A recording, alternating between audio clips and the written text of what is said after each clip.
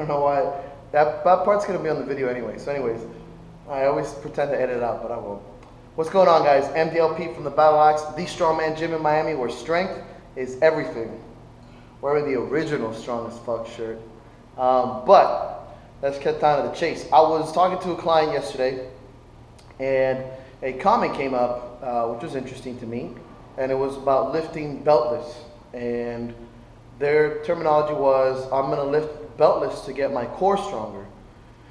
And I kind of rebutted that, I would say, because I don't think necessarily that not using a belt makes your core stronger. The term core, trunk, abs, whatever you want to use.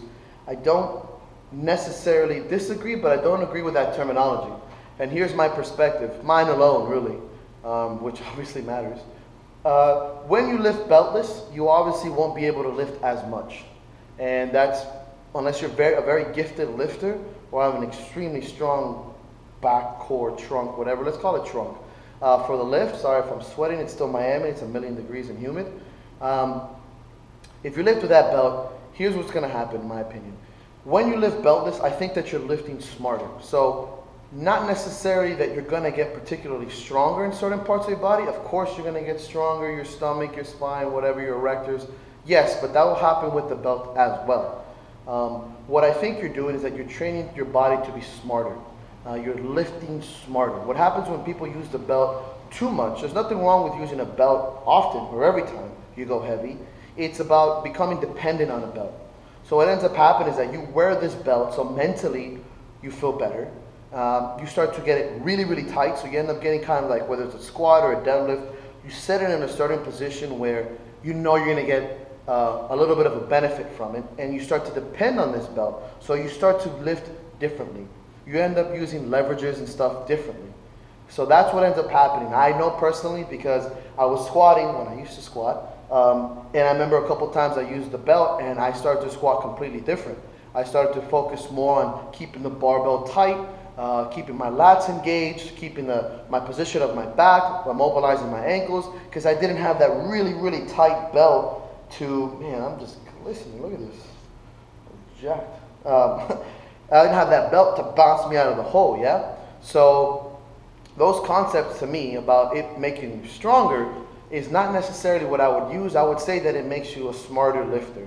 You start to develop different patterns as far as like neurologically, you get smarter, you pay more attention to form, which would then in essence carry over when you wear the belt as a support system, not as a dependent system. Like you must wear the belt over 70%. So what I would suggest to you guys, yes, is to train both. Both train with the belt and without the belt. Sometimes go for what they do, beltless PRs. And I tend to do this quote unquote on off-season training. If I'm 8 to 10 weeks out from a competition or a meet, I don't think there's a reason why you should start training beltless.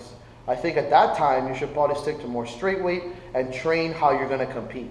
When you have time in between doing volume, doing bands, chains, strongman stuff, whatever, switching it up, then I would start to not wear the belt. For example, me as a strongman, I might not wear my belt on the yoke, even if I get to 600 or 700 pounds, just so that I become stronger in the sense of mentally of how to wear my hands, how to keep my stomach tight, etc.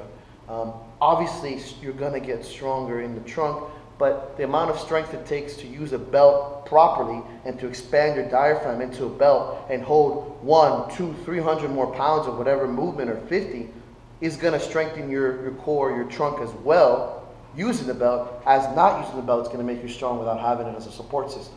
So I hope that makes sense for a lot of people there. And I see a lot of people on Instagram, and I see a lot of people tag me on stuff and ask questions about lifting beltless and all this stuff. Go ahead, there's nothing wrong, but maybe fix your terminology or your mental approach, in my opinion, that you're lifting smarter, you're getting better in the essence of you're getting better form and technique and building better just kinetic chains, rather than thinking that you're actually strengthening your core because you're not training with the belt, which then in essence can lead to certain types of injuries. So just like beltless people can get hurt, so can people with belts. Because when you wear a belt, you go heavier, you get hurt, and then you think, oh, it's because I'm used to the belt, so you go lighter, don't wear a belt, go for a higher PR and get hurt anyway. So maybe just approach those things differently. I hope this helps. Obviously, that's why I made the video, because then I like to look at myself in HD, so whatever. But cheers, guys. Thanks for tuning in. Fuck that up.